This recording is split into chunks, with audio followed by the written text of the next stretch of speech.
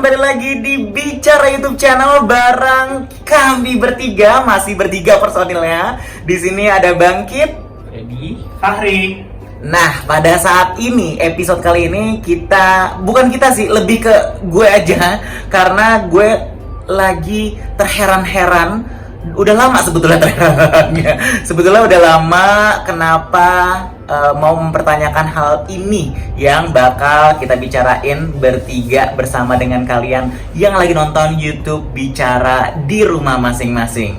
Nah, kan kita sempat dengar fenomena ada salah satu fast food ya yang menjual versi BTS atau salah satu boy band K-pop dari Korea yang bernama BTS itu ya. Terus si fast food ini menjual paket khusus BTS ini dengan waktu yang cepat, terjual banyak banget, ludes sampai ngantri segala macam, dan ada bungkus yang abis kita makan itu tuh paket BTS tersebut dijual lagi di e-commerce dan laku.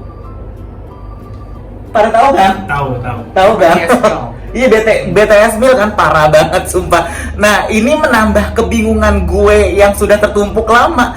Kenapa kok bisa nih orang-orang para penyuka K-pop ini sebegitu menggilainya atau sebegitu bisa dibilang apa ya, loyal banget ya, bisa sampai apa tuh poster-posternya, bahkan si paketan dari fast foodnya itu dijual lagi, bungkusannya ada yang beli gitu, dan ada yang jual dan sebagainya.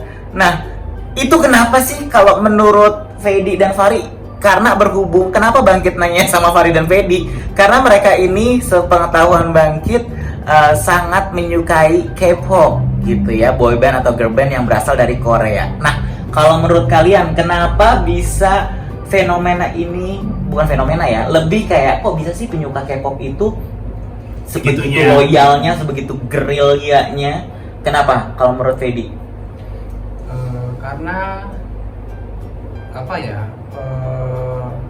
Ya karyanya sih pertama mungkin kan karena karya-karyanya, especially BTS kan, dia tuh udah lebih mendunia. Terus kayak akhirnya bermunculan diehard fansnya itu karena mungkin mereka mengikuti bukan karena apa namanya ya, dari ujuk-ujuk aja langsung kayak gitu. Maksudnya kayak secara histori, secara sejarahnya tuh mungkin mereka ngikutin ya kan dari awal. Biasanya nih ya, kalau para penggemar K-pop yang sejati, begitu mereka tahu tentang boy band atau girl band yang mereka sukai itu biasanya setelah mereka tahu, mereka akan langsung cari tahu sampai ke akar-akarnya, sampai masa lalunya gitu. Karena sampai masa lalunya. Masa lalunya gini, maksudnya sejarah awalnya mereka bisa terbentuk gitu loh. Terus kayak perjuangannya mereka seberat itu untuk bisa ada di industri hiburan Korea itu kan, itu mungkin yang akhirnya banyak orang jadi jatuh hati karena itu gitu, karena bukan proses yang mudah gitu. Oke. Karena melihat track record karya dan sebagainya gitu ya, sampai para fans ini menggilai mereka. Nah, kalau Fari sendiri, menurut Fari sebagai penyuka K-pop, kenapa bisa koreksi dulu?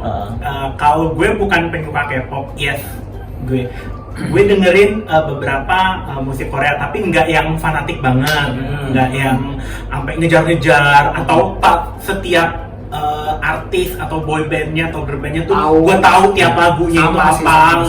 Saya nggak sampai yang segitunya, cuman memang beberapa lagu Korea gue nikmati. Kita bisa menikmati musik-musik Korea, walaupun memang nggak semuanya gitu. Dan yang kita nikmati pun kita nggak terlalu ngejar-ngejar gitu. Kalau gue demikian. Cuman ini sebatas pengetahuan gue.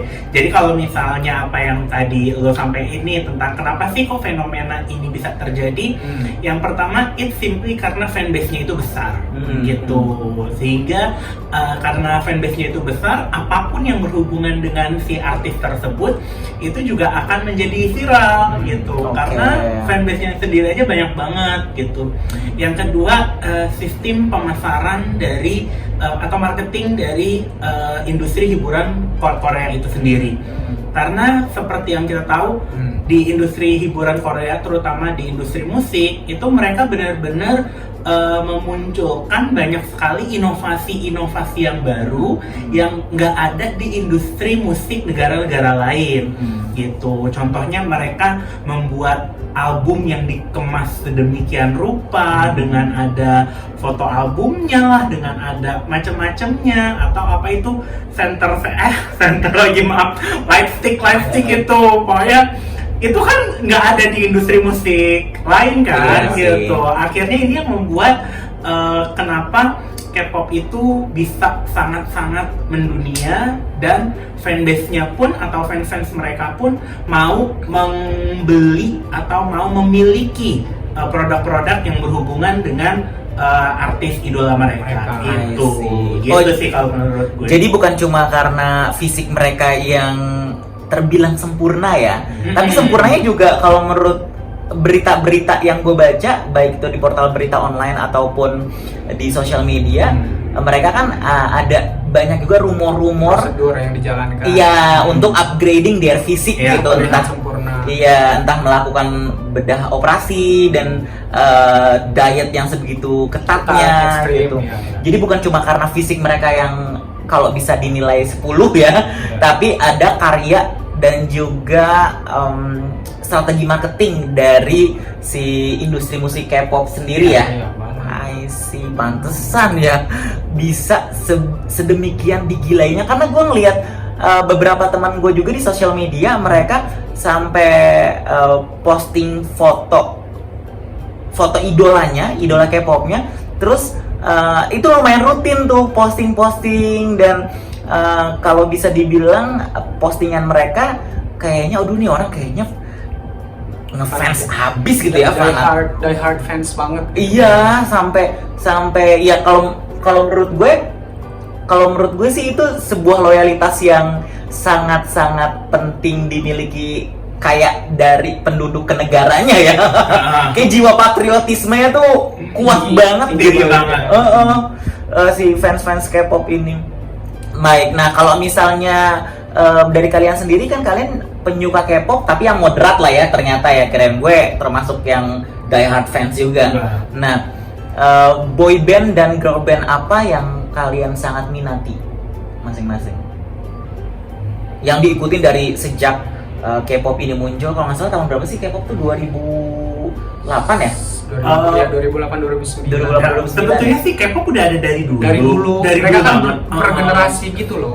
Cuma mungkin karena dulu itu konsep mereka sama dengan industri hiburan di negara lainnya, belum terlalu booming gitu loh. Jadi bahkan kan kalau kita ngelihat di awal tahun 2000 sampai 2008-2009 itu kan lebih terpopuler K-drama kan daripada K-popnya gitu. Baru setelah apa tuh dulu apa sih Super Junior itu second generation disebutnya. Setelah second generation tuh Super Junior, gue nggak tahu lah kalau itu. SNSD terus sama 21, nah itu baru apa Big Bang, nah itu baru mulai meledak dan mulai lebih mendunia. Oke, second generation. Sebelum bahas second, third generation dan sebagainya, kalau kalian sendiri paling boy band atau girl band yang paling kalian minati, gandrungi itu apa? Salah satu aja. Karena kalau bahas semua kayaknya nggak cukup waktunya. Kalau gue sih paling yang apa ya, yang populer banget aja, kayak ya tadi yang gue sebut di second generation tuh yang 4 tadi itu. Kalau boy band ada Super Junior, terus ada Big Bang, terus kalau girl bandnya ada 21 sama SNSD. Kalau SNSD. Kalau Fahri? Kalau boy band girl band nggak ada yang terlalu gue fanatikin ya dari Korea sendiri. Ya fanatik sih maksudnya bukan fanatik, kayak lebih kita kayak bisa dengerin bisa aja dengerin tuh juga nggak terlalu. Cuman kalau misalnya suruh pilih ada satu penyanyi Korea, gue tuh sering dengerin lagunya IU atau IU, gue nggak tahu nyebutnya apa ya. Pokoknya namanya cuma I dan U aja gitu, berarti IU. Jadi cuma dengerin yang suka dan konsistensi itu aja. Untuk lain-lainnya cuma sekilas-sekilas, atau kalau misalnya ada iklannya di YouTube nih, ngeklik dengerin dah gitu aja. Oh, oke. Ya memang, ya berarti kalian memang udah terbilang penyuka K-pop lah ya. Tapi yang memang moderat gitu, Iya. nggak yang die hard banget. Dan nggak yang die hard banget, nggak yang aduh artis yang sampai ngeluarin album gua pre-order gitu, enggak sih. Merchandise-nya kita beli. Downloadnya aja gua cari yang gratis gitu. Wah, harus yang berbayar dong. Oh, udah langganan Spotify-nya ya. Iya. Udah langganan Spotify-nya ya.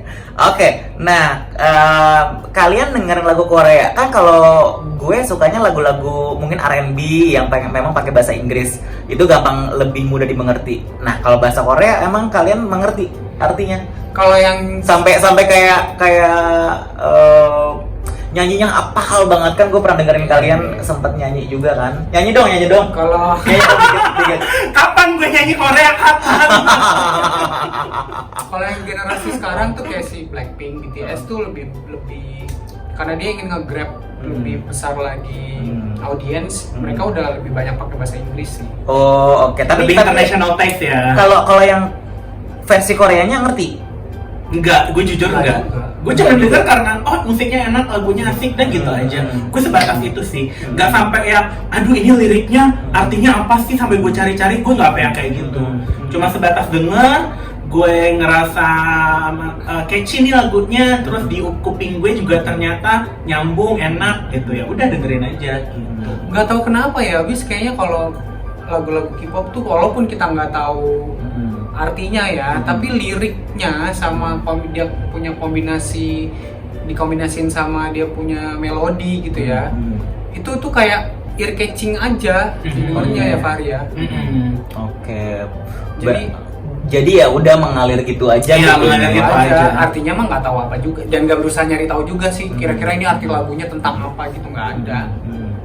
Oke, baik. Nah, tapi kalau misalnya dari beberapa cerita kalian nih yang udah menjelaskan sedikit pengetahuan K-pop tentang kebingungan gue mengenai hal itu,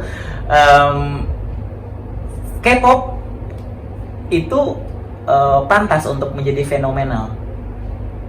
Kalau ngeliat perjuangannya sih pantas. Pantas. Pantas banget. Kalau gue sendiri pantas sih memang. Pantas aja. Dengan segala gimmick marketing yang mereka lakukan gitu kan, dengan perjuangan si artis-artisnya itu sendiri gitu, ya pantas diapresiasi sih. Makanya nggak heran kalau mereka memiliki fanbase yang Kuat, segitu besarnya, ya. segitu kuatnya, dan segitu die hardnya memuja mereka gitu. Dan memang perkembangan industri hiburan di Korea itu benar-benar keras banget gitu. Seperti yang mungkin tadi lu bilang, kan banyak nih idol-idol Korea yang mungkin mengupgrade fisik mereka dan lain-lain. It's normal sih kalau Tapi lumrah aja sih, lumrah menurut gue. gitu. Karena artis-artis kita juga sebenarnya yang kita nggak tahu juga kita nggak ada tahu aja mereka gitu. menjalani prosedur itu. Iya. Entah itu mereka menjalani prosedur tersebut atau enggak, kalau menurut gua itu sah-sah aja. Bahkan gua lebih cenderung ke arah kagum nih sama mereka yang melakukan, entah itu dia mengakui ataupun enggak, gue tetap aja kagum. Kenapa? Karena begini, untuk bisa melakukan operasi plastik lah, gue langsung gamblang jelasnya bilang demikian, itu nggak gampang. Itu melalui proses yang menyakitkan, recovery-nya pun juga nggak lama, nggak sebentar gitu loh. Jadi dengan mereka melakukan hal tersebut aja, kalau menurut gue ini menunjukkan dedikasi dan profesionalisme mereka terhadap pekerjaan mereka. Oke. Gitu.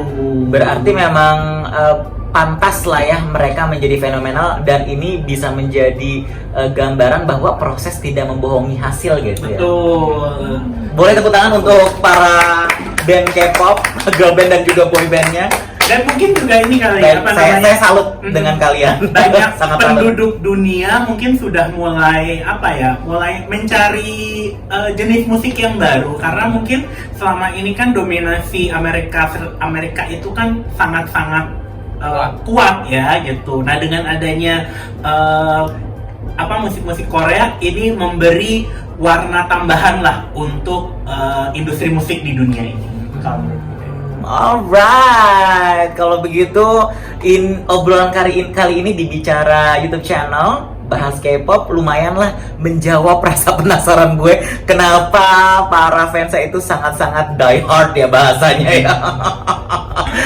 Ternyata bukan cuma kesempurnaan fisik yang mereka punya, namun dari proses dan juga perjuangan si artis-artisnya ini sungguh luar biasa untuk mencapai produksi musik yang nggak main-main gitu ya. Karena untuk bisa sampai debut itu mereka harus menjalani proses training yang bertahun-tahun.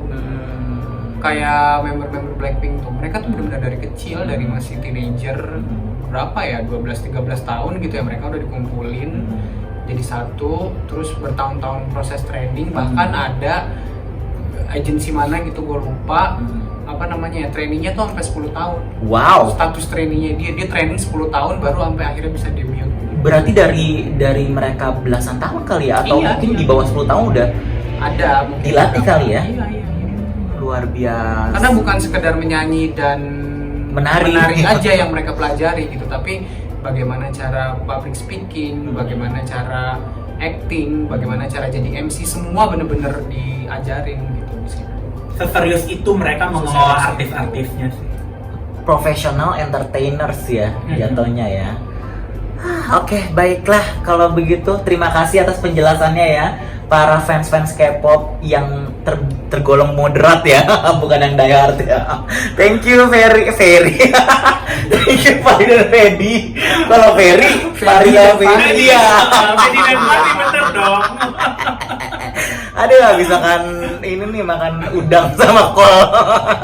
Untung bukan makan kol sama daging ini, anjay. Baiklah teman bicara, terima kasih atas kebersamaan kalian. Cukup sekian obrolan kami bertiga di Bicara YouTube channel ngomongin mengenai K-pop. Nah, kalau kalian apa boy band atau girl band yang kalian sukai dari musik-musik K-pop? Langsung aja diisi di kolom komentar ya, dan jangan lupa untuk subscribe, like yang banyak, komen yang banyak, dan pastinya share ke semua teman yang kalian kenal. Oke, baiklah, terima kasih sekali lagi atas perhatian kalian di episode kali ini di Bicara YouTube channel. Bye bye. Kan ada lagu yang itu ya, na na na na na na na na. Itu udah lama banget. Itu lagu Korea apa lagu dangdut ya?